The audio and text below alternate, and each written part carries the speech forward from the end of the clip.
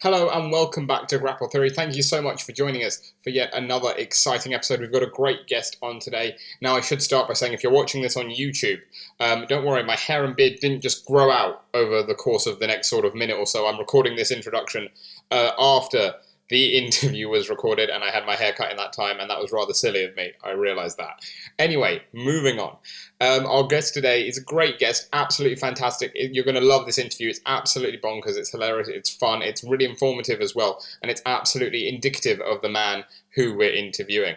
Now, we're going to be talking to him about Progress Wrestling returning. We're going to be talking to him about the damn dirty dog. You'll know who it is just because I've said that. Talking about his time in Resurgence, some of his favourite wrestlers to wrestle, and also the weirdest place he's fallen asleep. So get ready for that. It's all absolutely very entertaining. It's my pleasure to welcome to the show the damn dirty dog, Gene Munny. Gene, thank you so much for joining us on Grapple Theory this week. It's a pleasure to have you on. Let's start by talking about returning to wrestling after the pandemic. Now, obviously, your stock was really rising before the pandemic hit. It must be nice to have come back and to see that it has kept growing, that you haven't really lost that momentum. I think because we're so hard on ourselves in this industry, I didn't see it that way. I saw that my stock had plummeted. And I think when you can see like other things happening in the world around you, there's no doubt about it. Before I got to like Progress 2019. God, I forgot what year it was then. That always happens. I still think it's 2021. And so when I got to Progress originally, I was very much seen as a Twitter wrestler, I guess. And, you know, you've got physical metrics there to rank your worth, you know, your likes and your retweets and things like that. And which is a terrible way to live, I will say that. But yeah, when you're doing all these things, you know, in lockdown and coming out of lockdown, and you can see that diminish. It's hard to not take it personally sometimes. But for me, I just turned it into, well, I guess I got to do some really cool shit in the ring instead. Yeah, and you absolutely do. I actually had the social media stuff down to ask you because, I mean, like, again, we don't like to hugely, like, plug ourselves in these chats, but we named you our best at Twitter in our recent Grapple Theory, like, end-of-year awards because your Twitter is hilarious. I know, I'm very surprised at that. Well, I think you're just very funny with it. You know how to work it, which is really good, and you can see that. But, like, you sort of mentioned it's sort of like a double-edged sword, social media, because, like, it's so important for someone like a wrestler, but also you've got to be sure not to take it too seriously.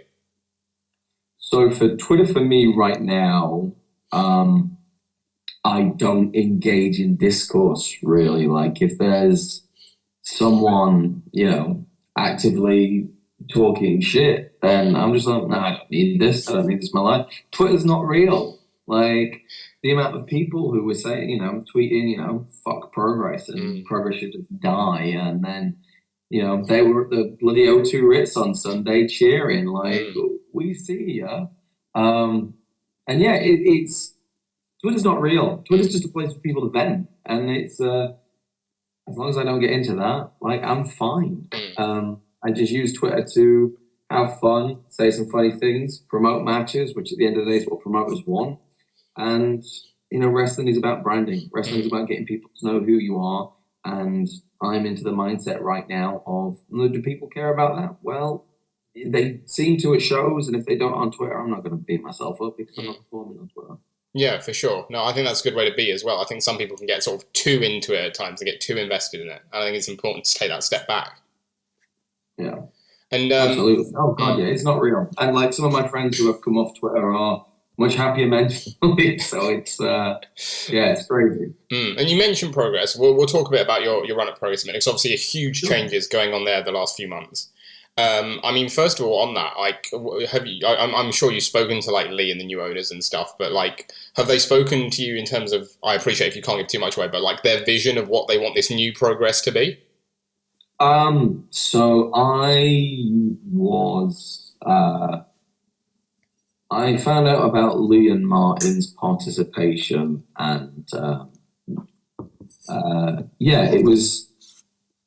it's difficult. We're very jaded in wrestling because we've had a lot of people who have said, all right, we're going to do this, this, and this. And wrestling's full of people dangling carrots and false promises, and I don't think every wrestler will tell you that. Like, I'm sure every wrestling promoter has, the best intentions always, but sometimes that never really lives up to the expectation that they've put in your head. So I think I took it with a pinch of salt originally, but no, their vision for the future is something I believe in greatly. I don't want to sound like I'm a sycophant or anything like that, and I'm worshipping our new overlords or what have you, but they're good people with their heads screwed on.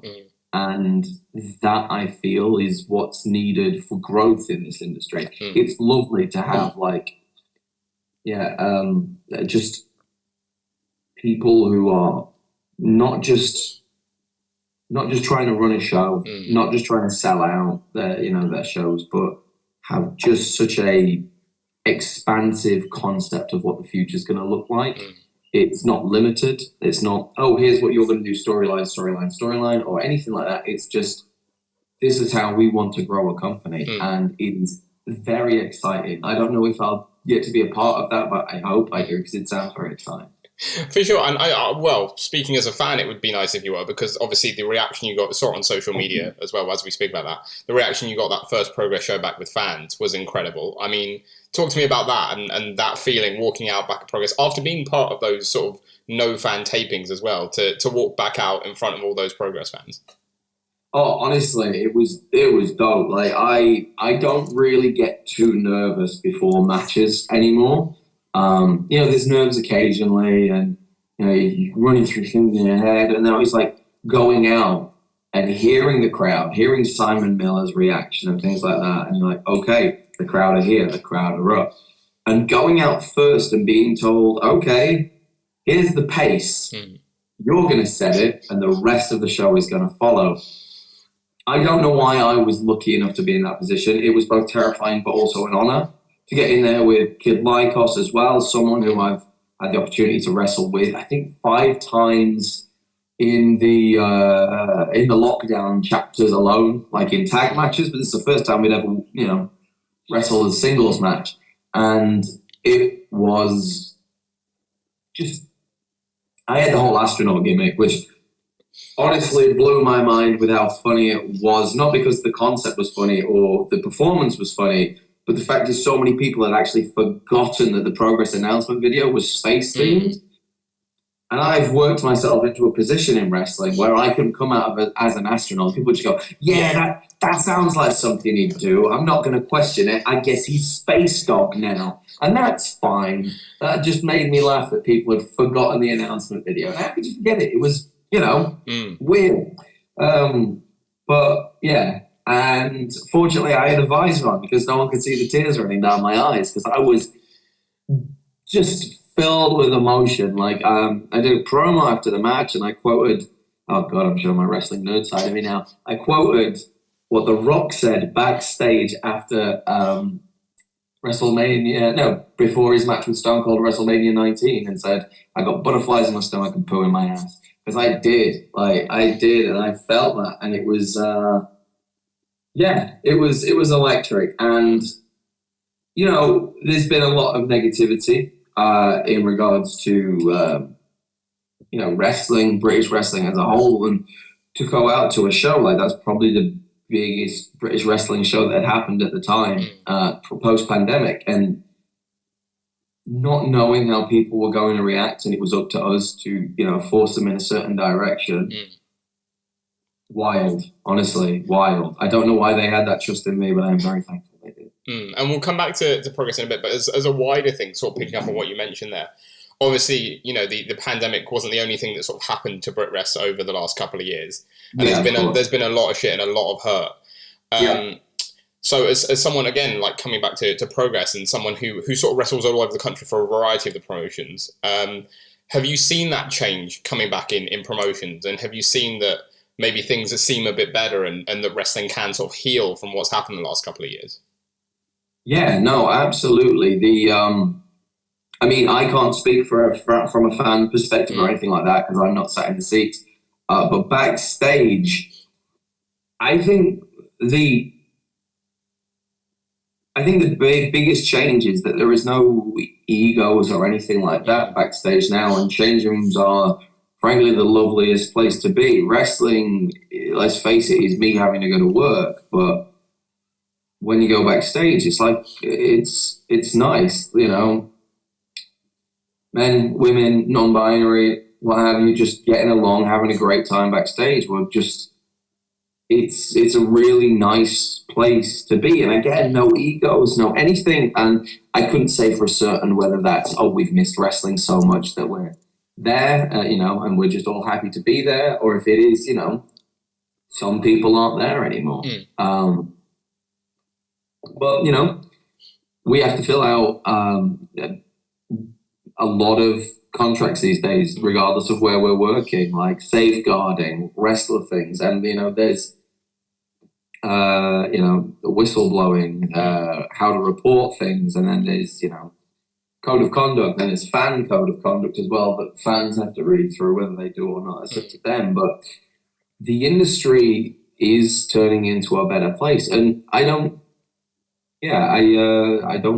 think I've ever been more happy backstage than I have in the past year, maybe. Yeah. It's been brilliant. No, and as a fan, that's something that's really great to hear. It's good to hear that a few people have said that things you can see are gradually changing and things are sort of a little different backstage in terms of the atmosphere, which is great. And I think on the performance side as well, because like the absolute beating British wrestling took, obviously with the terrible things that happened, and rightfully so, the whole movement was right to happen. Like, you know, speaking out was needed for the industry. It was horrible to see that from our perspective. I can't even imagine what it would have been like for the people directly affected by it. And, you know, you think about that a lot and how much hurt these people in our industry caused them, and it's grim. So I think there's been a lot of people just being like, if we're built, we've got to rebuild British wrestling right now. And that's everyone's motivation. That's everyone's drive. And is it going to make up for the hurt? No, of course it's not. But we love this industry. We know people love this industry. And if we can build it back as something better, then we'd be fools not to try. Yeah, for sure. No, perfectly said. Everyone's just super motivated now. Yeah, absolutely. And it seems that way in the shows as well. It seems like that comes across, which is fantastic, again, as a fan to see. And you also mentioned, like, in terms of, you know, sort of getting certain spots that maybe you were like, oh, how have I got these spots? Like, will I get these spots? You know, not anticipating that. In terms of maybe, you know, on the negative, some people who maybe aren't in wrestling anymore because they shouldn't be after speaking out, or because of the pandemic, and people who went to NXT or went abroad or what have you. Do you feel like that sort of opened a lot of places on the card for people like yourselves and others coming through that maybe wouldn't have opened up pre-pandemic? Oh, absolutely. And I think it's a great thing. I think there's been a lot of gatekeeping in the past where, you know, certain positions are only going to certain people because of certain affiliations. And now them gates have been opened. It's a wild world for, you know, some fantastic talent who have been overlooked in the past. You don't need to look any further than like Nick Riley and Charlie Sterling, who it was weird that their first live Progress show was at the Ballroom on Jan 20th, and they were already tag team champs. So there were a lot of people who hadn't actually ever seen them wrestle, and they were champions. And like, it's opened up places for them guys, and they are genuinely two of the best in this industry. Like, it's sickening how good they are. It's absolutely wild. I was going to come on to the fact that, like, obviously, you know, you've been wrestling for something like sort of, even if we take into account the pandemic years, it's been about 7 years now, I think. Is that right? So obviously, you know, it's not like someone like, you know, who's been in the business like 20 years, but do you consider yourself more of like a veteran now, especially when you see the likes of people coming through, especially people you've been on like Progress with, the likes of Danny Black and Ethan Allen and Luke Jacobs and the Smoking Aces, all those youngsters coming through, like, Does that make you feel a bit more experienced in the back, and how do you see their progression going as well? Honestly, no, it's terrifying. So it just makes me think, oh my God, these people are so young and they are so good. What can I do to cripple them? No, so like I've been in it longer than 7 years. I think I've been Gene Money for 7 years. And Okay. I didn't really know what Gene Money was until 2018. So like I considered myself doing absolutely shite all until maybe 2018, 2019. Sure. Yeah, I don't consider myself a wrestler before then. But no, seeing like Young Guns, Danny Black, and people like this, and like Lycos too, who is still painfully young. It's frankly, it makes me hopeful for the industry more than anything. Like, if you take me out of the equation completely, and my 32-year-old arse who is just completely devastated by seeing how these youngsters perform at an age where I hadn't even started training is it's mental, but it just gives you so much hope for the future. Like, because we don't want this. I mean, at least I don't just want this for myself. I want this for this industry. When my body breaks, and if, let's say, I wasn't fortunate enough to get contracted in my career, I still want to work within this industry in some capability because I want to see it grow. I've invested so much time and of myself into it. I love this thing, and it's so good just to see that there are schools out there producing guys like this. It's wild. Yeah, for sure, for sure. And then we will talk about as well some more of your time process, especially like sort of like that post-lockdown era, because you sort of ended that before fans came back with a match against Cara Noir, which I think was probably I'd like to think probably the most hyped match of the no fans era of Progress. And we can talk about it being the most hyped, but at the end of the day, it happened over one chapter. There was no real build or anything along those lines, which bums me out. But I think when you're in lockdown procedures and you've got X amount of shows to record over a weekend, you're only going to be able to record so much things. And I wish I could have had a larger program with Cara, because frankly, he is one of the best in the world. And there's no contesting that. He, in my opinion, and it sounds like I'm sucking him off a bit, but he transcends wrestling. He's more than just a wrestler. He is just an art form condensed into a man. And again, scary. But yeah, it was the promo that did it, and the subsequent promo afterwards. It was, I took a chair, I sat in the ring, and they said go, and I didn't shut up because at the end of the day, a lot of that promo wasn't Gene Money. It was me, the guy behind Gene Money, and that is honesty. Like, that is just the integrity, and it's the concept that in this industry, it's easy to get imposter syndrome. Why am I here? Why am I getting this instead of other people? When you're looking at, as I said, like Manchester started Progress, I wonder, how the hell am I going to fit on this kind of card? Like, every match is a banger. So I've known Cara for years. Like, we are former students of the London School of Lucha Libre, trained by like Burridge, same school that Will Ospreay, Nina Samuels, Callum Newman came out of. I think Callum Newman was from there. There's a really good pedigree of talent who came out of that school. So I've known Cara for years. I was fortunate enough to train with him over the pandemic as well. And knowing how good he is, it's very easy to doubt yourself.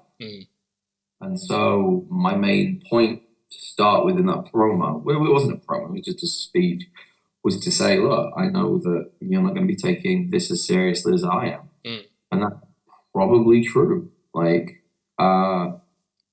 and to be a performer in this industry, to reach that kind of height where you're the number one contender for one of the biggest championships in Europe, and knowing that the champion isn't going to take you seriously as a main eventer. Whether that's true or not, whether that's in your head or not, it's deflating. But you've got to let that, spur you on more than anything. And the second point of that speech was that the crowds have been behind Gene Money. Like, the crowds are the reason Gene Money exists at Progress, at least. Like, when MPS was coming around, I didn't know I was going to be in it. I didn't give it any thought. I was doing ring crew for Progress. I was I do what any wrestler should be doing to make something work. Get out there, show your face. If people don't know you, introduce yourself. And the next time you do ring crew and they have forgotten who you are, introduce yourself again. And that happened. So yeah, then I started tweeting Gene for MPS 6, and I got in. And I remember the email coming in from the wonderful John Briley, who said, yeah, we want you for September 19th, I think it was. And I was like, oh, this is huge. This is it. But like, the fans were the reason. They latched onto that hashtag and they pushed it forward and they kept it going. And then this is when I kind of became a Twitter wrestler, because I realized, oh, I can create engagement here. I can create something with the fans and a large number of fans that I hadn't been able to do previously, because Progress was such a big stage. And so they kind of got me the booking, frankly. There's no mucking about with it. And so I was incredibly thankful. And I didn't know what I was going to be doing in the tournament. So it was the case of, right, if this is my one shot, if this is all I'm going to do at Progress, let's make it good. Let's make these fans get what they deserve from me. I did a giant doghouse entrance. I paid Kafka to build me a doghouse where the roof exploded. I popped out of that, big reaction. There was about 30 people at that show who had bought tickets, who had printed their own T-shirt that said, I bought a ticket to see Gene Munny. That still, like, just, it's insane that people did that for Gene. It was quite touching. And so it was because of them I started getting a few more bookings out of Progress. And not many, but when they announced Strong Style, in my head originally, I was like, well, I'm the guy who tweeted a campaign and it worked. It's not going to work again. Let's just have some fun. Progress weren't really planning to do anything with me, so we might as well at least carry on with that engagement, whether it works or not, whether it leads into anything or not. And it was bloody wild, wasn't it? Because everyone latched onto it, and every time they announced someone with a strong style who wasn't me, every tweet was, "This isn't Gene Munny," and it was. I started doing the flag gimmick. I'd interrupted Eddie Dennis. I got a message from John saying, can you do the dates? Like, it wasn't because of me. It was because of me that I'd started this thingy, but it was because of the fans that I got into Super Strong Style in 2020. And I honestly don't feel like I can repay the fans for that. They essentially changed the direction of my career. At least it would have if the pandemic didn't happen. But to show you how much that opportunity meant to me and how much I didn't want to disappoint the fans, was John gave me the dates, and I looked in my calendar, and I was at my best friend's wedding in Italy as best man that weekend. So I told my best mate, I was like, look, I've been offered this, but I'm going to do your wedding. Like, it's a huge opportunity, but, I need to be there for you. And he just said, look, my wedding is one day. This is your career. This is the rest of your life. And I am, honestly, I don't know how I've deserved to have the people around me that I do. Fans, friends, family, wife, they've all been absolutely fantastic. But, it was all in vain because the world ended. Stopped. Yeah. So I owe the fans a lot. And to bring us back from this very long detour, that was the entire point of the promo. The fans were the reason I was at Progress. The fans were the reason I, was at the lockdown tapings, frankly. And then it came to the biggest opportunity of my career, and they weren't. And that sucks. Like, a lot of people, there's the cliche about the fans being the third man in the match. And, a lot of people can say that's nonsense and things like that. But honestly, they make a difference. And, doing the no fan show for 8 months can really show you that. And the question was, why aren't the fans there? And that is a a real question. Because even as we were recording those episodes, there were shows across the country that were happening. I had wrestled on shows in front of 200 odd people at that point. COVID was still, rife, and should have we been doing it? No, but everything was followed by the letter of the law. So what can you do? But it's it was real to me, the promo. Like, the people who got me here can't be here, and that sucks. And then I followed that up with another promo. We were just in the ring. There was lights. The fantastic video guys at Progress, Jack, Alan, Debbie, just got lights, got a camera, and they said, "We're just going to get sound bites. We're just going to get sound bites. Nothing else. Just so we can build a nice package. Some bits of car wrestling, you talking over it, blah blah blah blah." And I went and I spoke and I did a promo to Gene Munny in the future from Gene Munny in the past, who hadn't wrestled that match yet, who just wanted to say, look, no matter what happens, I'm proud of you for, whether this goes your way or not. And they didn't edit it, and it was one take. There was nothing else. That was never the intention, though. It was always meant to be chopped up. It was always supposed to be chopped up, but it was one take, and they kept the entire 3-minute 30 promo package. And that was really nice. Because again, when I start speaking about something I'm passionate about, when Gene Munny has a purpose and a direction, there's no stopping him, frankly. That's what NPS was to me. That's what strong style is to me now. I know if I've got a purpose, I've got a direction, and I know what I'm heading, and then I can perform better. No, absolutely. And brilliantly said. And you mentioned it there, so I've got to ask, is Gene Munny going to be part of Strong Style this year?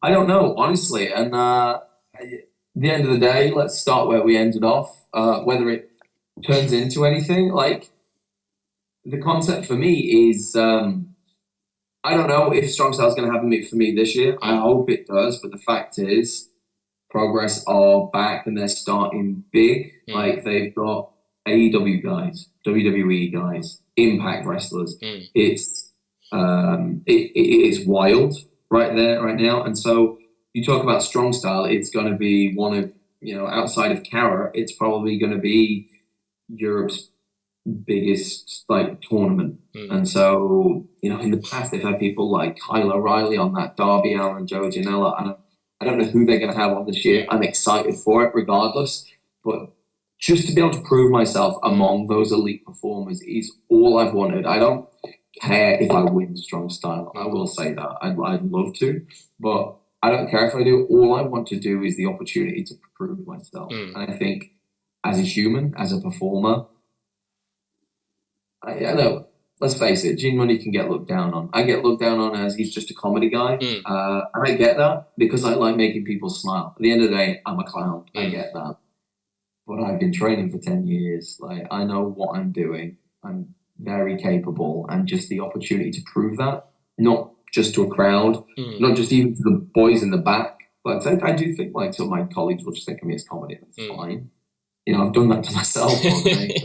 But I get to prove that to, the bloke in the mirror, and that's pretty dope. And so I'd love to be in Strong Style to do that opportunity. But am I in it? I don't know. And that's a shoot. I don't know. Sure. And I can wave my flags as much as I want, but the fact is, because I have to wave my flags, and no one else is waving flags for it, maybe I'm only waving flags because I feel that's my only way I can get in. Whereas other people are just going to be selected. So, we'll see what happens. Fingers crossed. I've got faith in in Lee and Martin's decisions regardless, but I don't want to get into Strong Style because I'm the flag-waving Strong Style gimmick. I want to get in there because I deserve it. Yeah, absolutely, for sure. And I think we'd love to see that as well. And final thing, sort of kind of touching on Progress before we move on to other stuff. Is the fact that you mentioned Impact stars, and that's something I want to bring up with you, mainly because of the newest Impact star that they've been teasing recently, which is Giselle Shaw, who's someone you've worked with a lot in the past. Yeah. I just want to ask you about her and how great that is for her, and how much she deserves that opportunity, and what you think of her and the work she's done, especially over the last couple of years, because she's just seemed to have come on leaps and bounds. Oh, right. Honestly, Giselle's fantastic. There's no doubt about it. She is one of she's one of the best wrestlers on the circuit at the moment. Like it's ridiculous. She's fantastic. She looks like $1,000,000. She performs like $1,000,000. And the fact that she's only just getting a contract now is just like, well, I guess everyone else missed the boat a while ago. She's fantastic. I've only had the opportunity to work with her at a Resurgence art performance piece where I sawed her in half like a magician. That was brilliant. That was hilarious. It was something. I'll tell you that. But she's lovely person and just sensational talent. There's so many people I've not seen her work with who I'd love to see some absolute belters. Yeah, some real dream matches in there for sure that she's still yet to have, for sure. Yeah. And you mentioned Resurgence. Resurgence is what I wanted to come on to next, because obviously recently they returned, you returned with it, and opened up the Moneyverse, which is, just a brilliant concept. And I was there at the last show when you had the match with Spike, and I've got to say it's possibly the funniest match I've ever seen in my life, but also like a great match. You know what I mean? Like. Yeah. It was such a strong wrestling match, but you had that humour running through it, and you made Spike corpse a couple of times, which is just great because obviously you see Spike as this character as this really like sort of stern, sharp face, and to get him cracking like that is just fantastic. I mean, talk to me about the Moneyverse, how it all came about, and as someone who loves that sort of character side of wrestling, how you play it and how you sort of deal with each sort of step of it as it comes. Oh, so lovely stuff.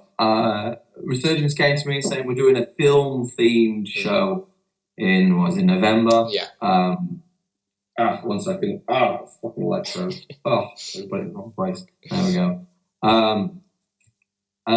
So Moneyverse, it originally started, Resurgence got in touch with me like November, we got a show, and it's going to be movie themed, it's going to be Hollywood themed, and we're thinking a gauntlet match, and it being Gene Munkovich, and we just get a lot of different Gene Moneys. And I was like, okay. I was like, sure, that's fine. I love it. I mean, I get to be over, and I'll probably do the least in the match. Wonderful. And then they were like, oh, we've got a gauntlet match now. And I was like, all right, let's do Into the Moneyverse. Like, I'm a big Marvel fan, but not only am I a big Marvel fan, I do thoroughly enjoy quantum physics. I love learning that shit. I kind of wish I'd studied science more at school. Sure. And so the concept of, parallel universes absolutely intrigues me. And so I thought, let's just do that. Let's open up the Moneyverse, and we'll, if you want to do a Spider-Man graphic for it, sure. If not, we can make something work. But it was so much fun. They pitched Who Do I Want? And I think they wanted Doug Williams for it, and I kind of regret not saying yes. That would have been wonderful. But I don't know if Doug Williams would have said yes, so we'll never know that. But yeah, Doug Williams as Gene would have been. That would have been great. I would have loved to see that. But funny thing is, I was bald as when I kind of helped book this thing. So I booked 2 bald wrestlers in the form of Jørn Simmons and Visage. I think Visage is underrated talent. I think they've got a absolutely brilliant, unique look. They are just they're wonderful. And Jørn is someone I just think is great. And I've never worked him before, and I kind of still haven't worked him because I've never worked Jørn Simmons. And I'd like to. I'll put that out there. And it's it was just a great culmination of stupidness, and it was simple, really. Like, it was wonderfully simple, that match. I had new Progress owner Martin came up to me after the show, and that was the first Gene Money match he'd seen, and worrying, but he absolutely loved it. So I was quite thrilled with that. But simple, really simple. It was just, what would Gene Money do? Okay, we'll do that, but we'll do it 3 times every time and change the ending. Yeah. And I like repetition as a comedy tool. I think do something and then just do it again, but it won't be funny because people know it's coming. And then do it again because people know it's coming. Slight change and then do it again regardless. And I just think that level of comedy, repetition is just, I love that. It's kind of one of my styles. And DeReese was supposed to be wrestling Warren Banks somewhere else in the country that night, and he just showed up because his booking got cancelled. So it was like, yeah, can I be in your match? I was like, yeah, we need a ref. So DeReese was ref. And then after, I thought that'd be it. I thought we'd go back to standard Resurgence after that. So I was former Resurgence champ. I had a great time. They gave me some huge opportunities. I wish we could have done more. I could have had more of a storyline. Unfortunately, I just became a bit more of an exhibition wrestler, which I can be, but it's not my preferred choice. Sure. I like a good story I can sink my teeth into. So I got that with Charlie Evans at the start of 2020. Phenomenal wrestler, I will say that. So I thought I'd just go back to always the single stuff. Gene's going to be a wrestler. Gene's going to try for a belt or whatever. But they came back and said, "Do you want to keep the Moneyverse open?" I was like, yes, absolutely. Fact is, I am when it comes to a creative standpoint, I am very protective of what Gene Munny is and what Gene Munny can do and can't do. So when I have ideas and try to put things together, I'm like,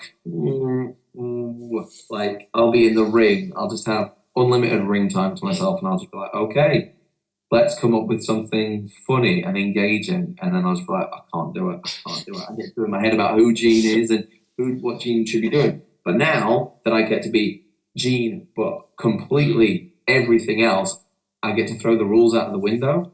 So if you're not aware, the gimmick is the multiverse exists, and there are millions of Gene Munnies, and I'm essentially, the first show was 4 different versions of them. I wrestled Spike Trevay, who had done his first ever face turn. Yeah, I was going to ask what that was like, because obviously Spike is just notorious heel.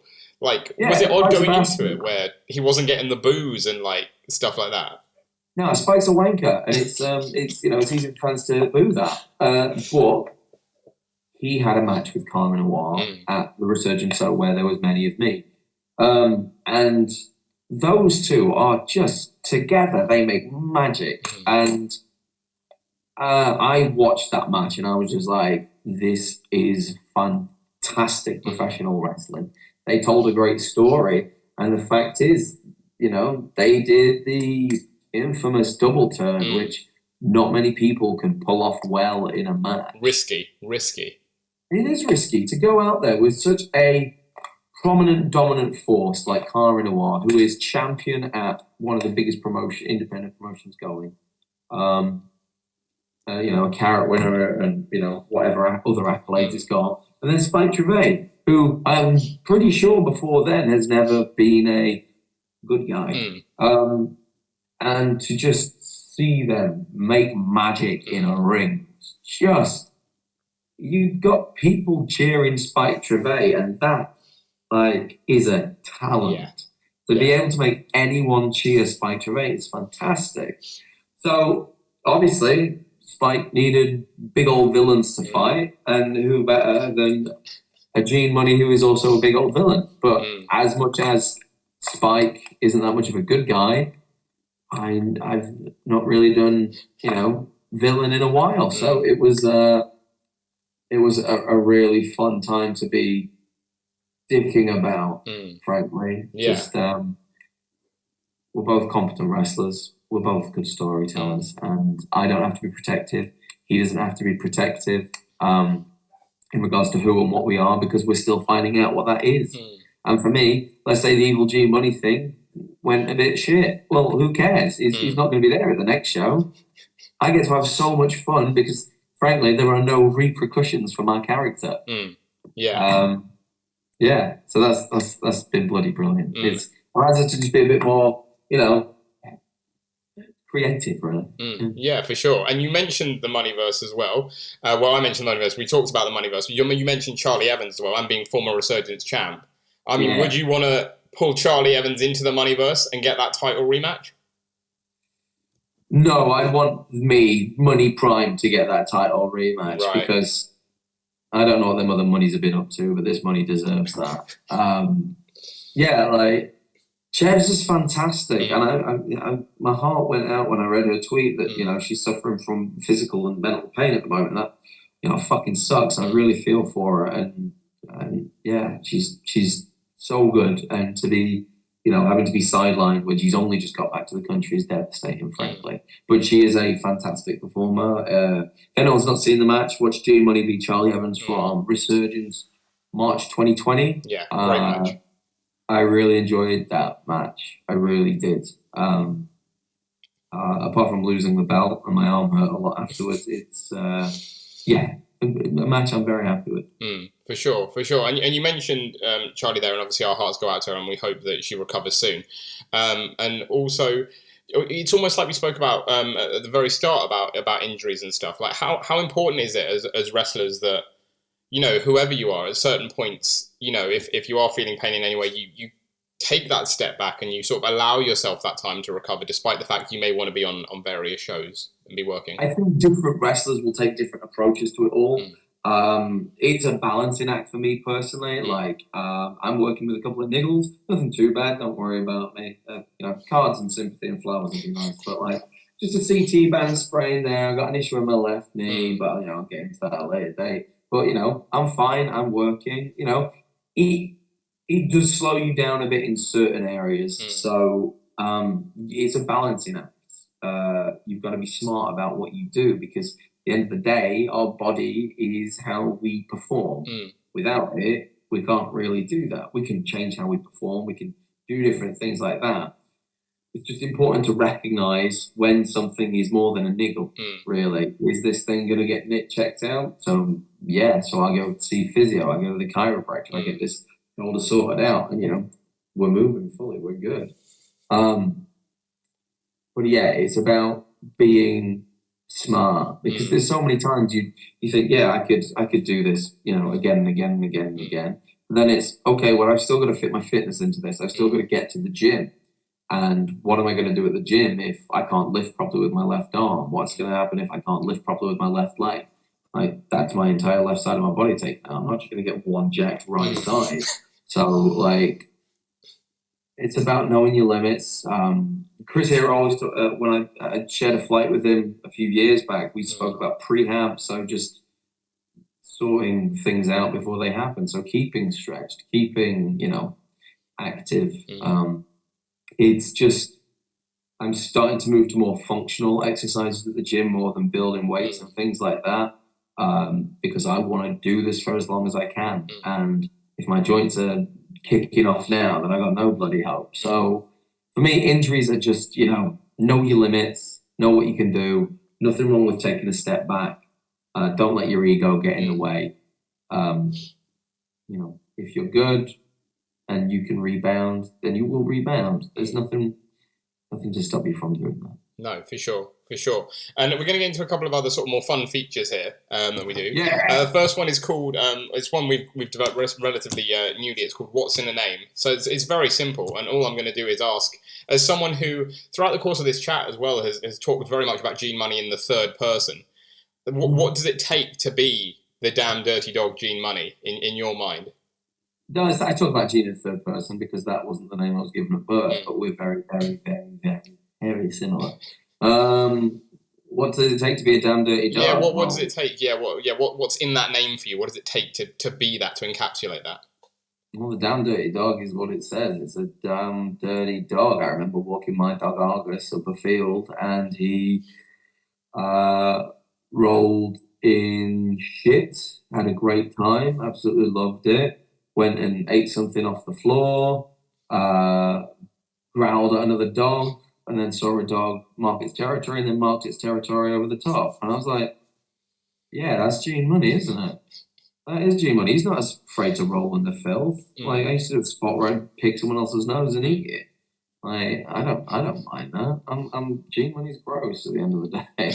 And yeah, I think that's that constant, well, if you're going to do something and you're going to mark your territory, well, I'm just going to go do it over the top of that. And yeah, like, but at the end of the day, don't matter how gross they are, doesn't matter how daft they are or how driven they are, still want to pat it on the head, still want to give it a belly rub, still want to give it a treat. Absolutely. And I feel that is what Gene Money is. He is the damn dirty dog. No, I'd agree with that. I'd agree with that. And we talked about that with Jade as well. Again, as we send out our best wishes to her and her recovery from injury as well. Hope she gets better. Oh, Jade was devastating, man. I was one of her original trainers, so it was really gutting to see at the good show. Yeah, love going out to Jade. She's just heartbreaking. Really was. No, absolutely. And we spoke to her. We asked what's in her name because obviously her shoot name is Jade and her ring name is Jade, but with the Y. And she told us this story, which I think we've got going out on our social media before this goes out, but at some point in the next sort of week or so.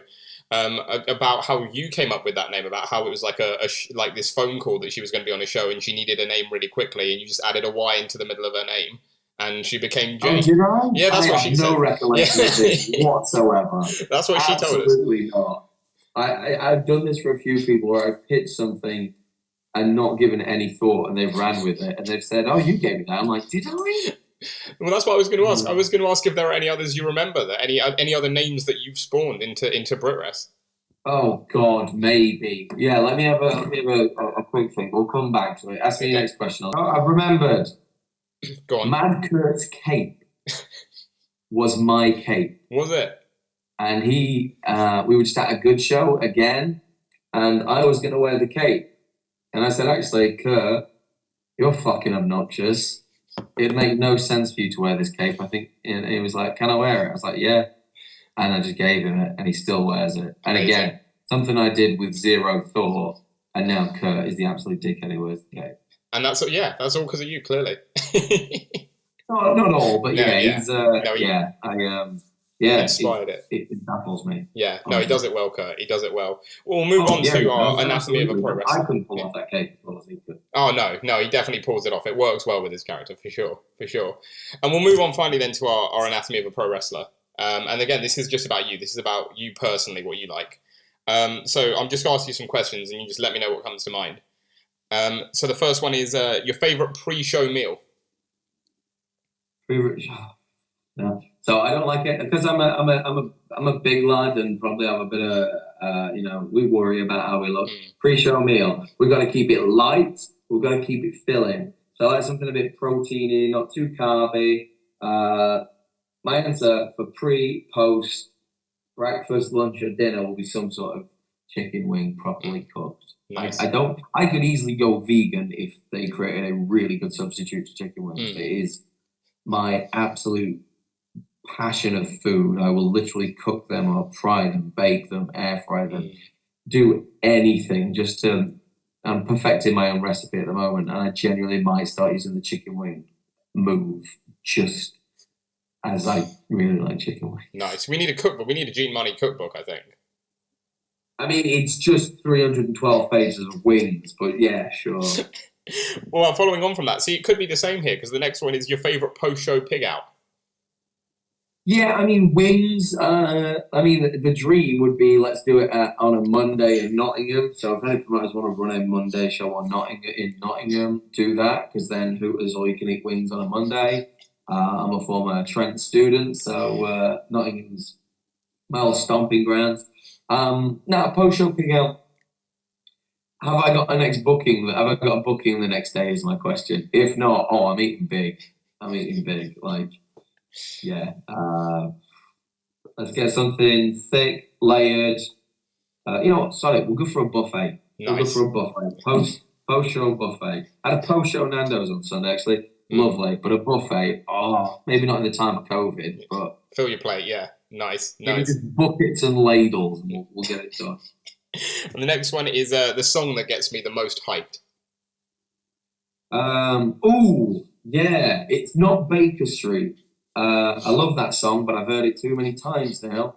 Song that probably gets me the most pumped. Right there, it changes because I'll listen to the same 5 songs every year, and we're in a different year now. Beating on My Heart Like a Bass Drum at the moment is an absolute banger. Just starts relatively gentle, and then just I'm bopping along with it. I love Dancing in the Moonlight by Top Loader. Still gets me pumped. Either You Want It by Royal Blood. And let's think of a different one.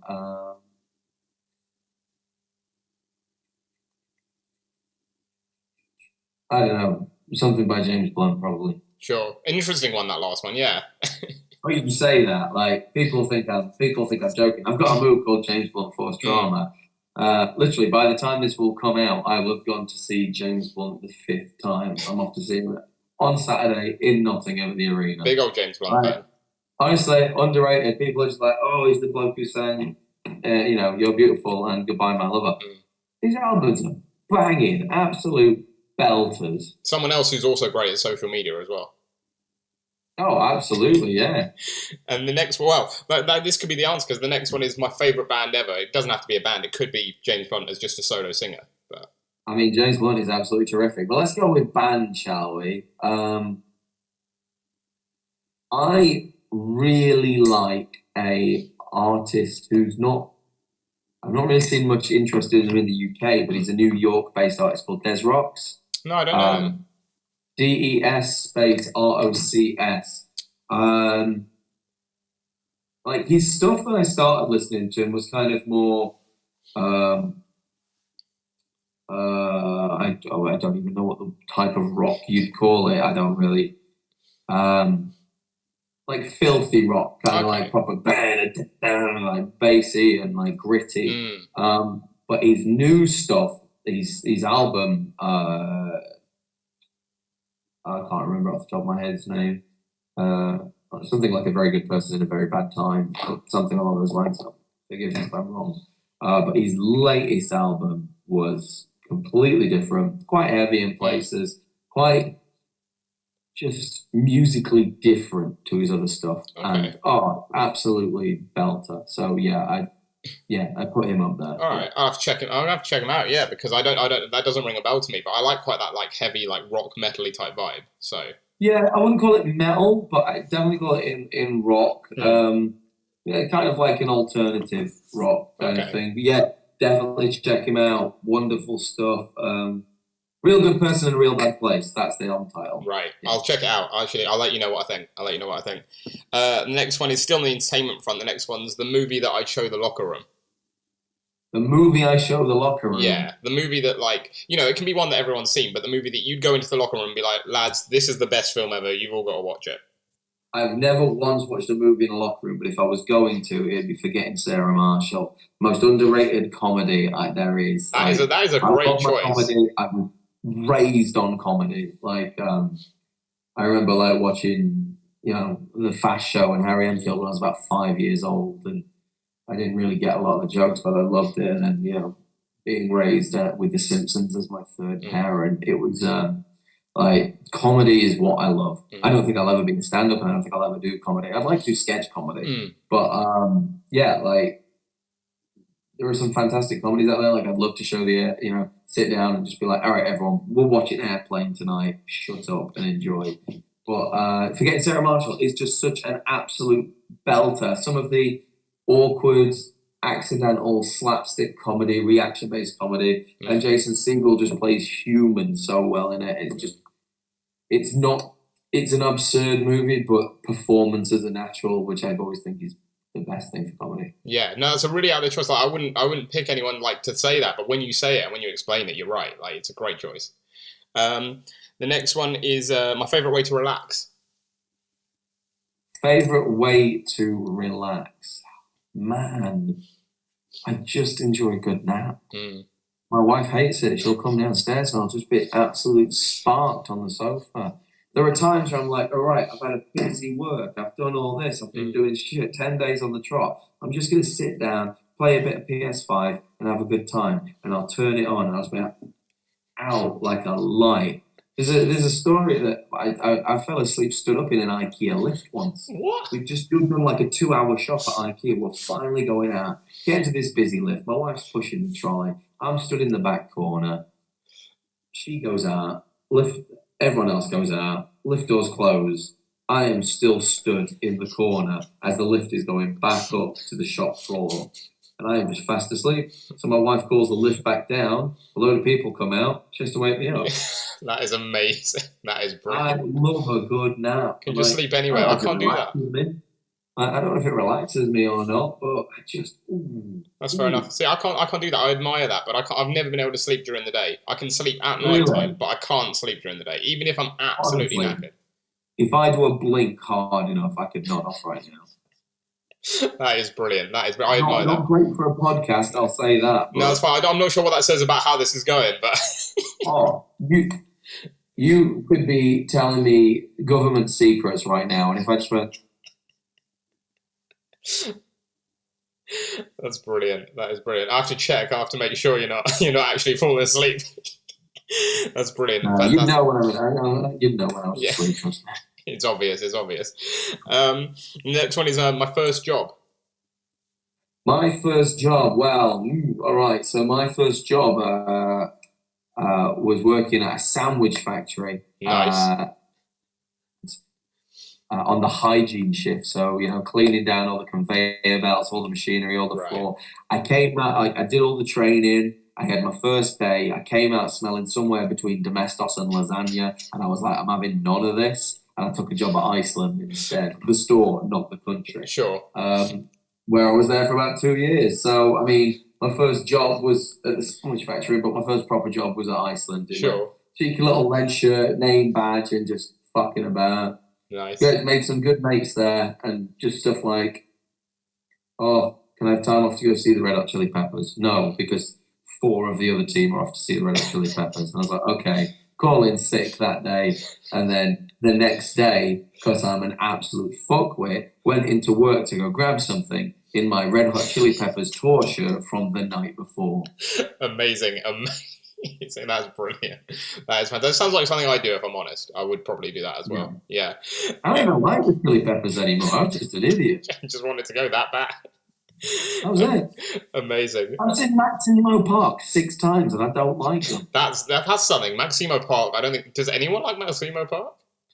I mean, they must do. Like, I've been to 6 different shows, but I didn't see a lot of concerts of people I don't like. I was an idiot as a teenager.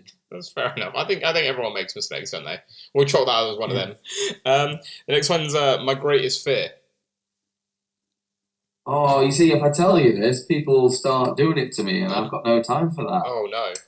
Okay, we can skip that. I am absolutely petrified of frogs and toads. Really? Can't explain why. Not an absolute clue, but there is something about them that it just makes me. And it's a phobia. It's not a fear. Sure. Like if there's one outside my front door, well, I'm not leaving the house today. Wow. That's absolutely fine. Scared the shit out of me. Can't explain it. No. It's irrational. We've got no poisonous or venomous frogs or toads in this country, and yet slimy little bastard on the road. They do look a bit odd. They look a bit creepy, don't they? They look a bit like, ooh. They do. Oh, they're grim. They're Yeah. grim. Like I can look at pictures of them and I'm fine, but as soon as I notice they're there, I'm Sure. like, nah, I am done. Sure. Fair enough. No, fair enough. Next one, couple of wrestling ones. Next one's my favourite wrestling match ever. And that can be one you've been in or one you've seen. All right. Probably. We'll do both, shall we? We'll do. So, probably favorite wrestling match I was in. I really loved me v Cara Noir at tapings. Wish there was a crowd there for that. I actually got put to sleep in that match, and wonderful. Best independent match I've ever seen. It isn't my best independent match I've ever seen because that would probably be, probably something from Manchester or Progress. But no, it was TK Cooper, Cara Noir, Mike Bailey, Triple Threat, Riptide open air show. Yes. 2019 August. I was at that show. I was at that show on Brotonian natively. So that was. Oh wow! Okay. That was. So I played the Scott that day, and I had a great time. And then we'd gone to Brighton for the entire weekend because it was my birthday. So me and my wife were just chilling out there. And I was like, right, let's go to the show. I had my match. We were just watching it. And my wife, I'll preface this, fucking hates wrestling. She likes me doing it, and we'll talk about things like that. She's not a fan. If she had a choice to watch it or not watch it, she'd not watch it. she's very supportive of me, but just not of anyone else. Sure. And so she watched this match, this triple threat, and she said, I hate myself, but I really enjoyed that match. That was the best match I've ever seen. And because those three could get that reaction out of a non-believer, that is my favorite independent wrestling match. That's a great match. That is a great show. Favorite like televisual match, Eddie Guerrero, Brock Lesnar, No Way Out 2004. Great storytelling. Eddie Guerrero, in my opinion, is one of the greatest of all time because he was both one of the best in the world and also an underdog at the same time. I think a lot of people see Gene Munny as an underdog who's constantly fighting upwards. And the fact is you can have someone like an Eddie Guerrero or a Mick Foley or even a Shawn Michaels who is renowned as being one of the best, but still is an underdog in the majority of, face matches he works in. Like, to have that level is, brilliant. And so Eddie v. Brock, it's just, I hate the Goldberg twist because I've never liked Goldberg. Just fantastic start to finish. And I think the same way, I'm going to go on another tangent, just things about hate about wrestling. I hate the super powerful good guy. I hate them. It's just, I can't associate myself with a Bill Goldberg. I can't associate myself with, a Charlotte Flair when they're super good guys. I listened to an interview with Sasha Banks where she said she was the best female wrestler in WWE. And I thought, okay, well, now I don't care about you because I'm not watching you to win because I know you're going to win because you're the best. Yeah. You've acknowledged that. And if you're losing, all you're doing is proving the world wrong. I don't care about people who are the best. I think most people in this world will never be the best at anything. But we try. And it's the people who try that I like. Daniel Bryan's another example. Throughout WWE, constantly underdog, and yet best wrestler in the world. No, you're right. You're totally right. Like, that's why it was so ridiculous. It took them so long to turn Roman Reigns heel because, like, that overpowered good guy doesn't work. Like, if you're overpowered, you've got to be a bad guy. It was the issue with Cena, and it wasn't until Cena started to, acknowledge that that's what he was, that he kind of broke the fourth wall, and everyone got brought in on the joke with him, that Cena started to become super popular again, like with your, hardcores more than your casuals. And it bothers me, like the super absolute units and things like that, because it's good when you're a kid to see the superheroes, but when there's no peril, when there's no second act where you see them, how they've got to adapt to the situation. If they just have to be themselves and they'll win, why should I give a fuck? Why should anyone give a fuck? Yeah. No, for sure. No, well said. And, 3 great match choices, and we'll say big up to Riptide as well. And we hope they come back at some point because they put on some cracking shows. They had a barber backstage. And there is nothing better than getting prepared for your match and getting a fresh trim. And I've got hair now. I'd love to go to a show and be like, ooh, yeah. Yeah, absolutely. Get a little skin fade before the show. Yeah, people we've spoken to always say great things about Riptide. I mean, I went to every show there, being from Brighton. It was a great time. They put on some great shows. They did, and they gave me creative freedom to be an absolute dickhead. So I had a fun time. Yeah, love it. Like, I got to wrestle Sue Young. Great match. That was so funny. That was brilliant. Yeah, we got to have, like, a lot of fun. And the issue is, she wrestled Cara Noir the night before, and they'd done everything under the sun. There was egg feeding, there was a bicycle involved. And I was just like, all right, well, I guess I've got to be a Ghostbuster then and kill a referee. That was brilliant. That was a great memory. A couple more. The next one's the obligatory, of course, my dream match. My dream match. I've said this before, and I will say it again because it's not changed and it never will. I think there's 2 different kind of dream matches in my head. One is the absolute dream, and that is me versus John Cena in a working men's club of about 150 people in the audience. No cameras, no videography, no promotion whatsoever. Just make sure it's a match that no one will ever believe happened. I would like to have a myth about me in wrestling. Yeah, one that you can be like, oh, I know it's happened, but no one else will believe you. Only 150 people who were there will know that match happened. It's that's the kind of thing I'd love. Just to have a myth that happened, and people would say it was not true, and I'm like, well, I don't care. I've created something here. Like, otherwise, there are a lot of people I'd love to wrestle, but for me, it's not about having a wrestling match. I want to tell proper stories. I don't consider myself an exhibition match wrestler, but if we're going for something long form, I'd love to run a program with like an El Phantasmo or a Ricky Page or a Matt Cardona or just and smoking aces like Charlie and Nick. There are so many great performers who I just love to wrestle, absolutely. But just I'd love to do something great with them, like tell proper stories. Sure. A couple of final ones. The next one's my favorite place in the world. Favorite place in the world? Ooh. It doesn't have to be necessarily a country or a town. It can be literally, like Scotty Rourke said, it was his bed. Like, it can be anywhere in the world.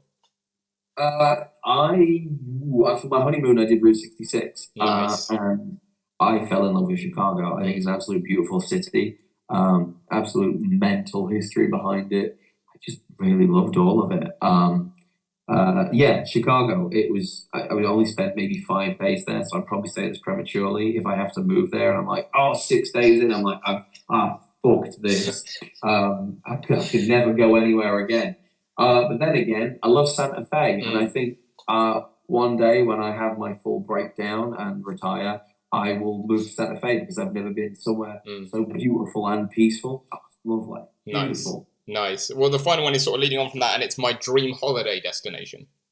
Dream holiday destination. So when I eat, when I travel, I like to eat. So, like I eat like I am just. I eat like how Jason Statham wants to get electricity and crank.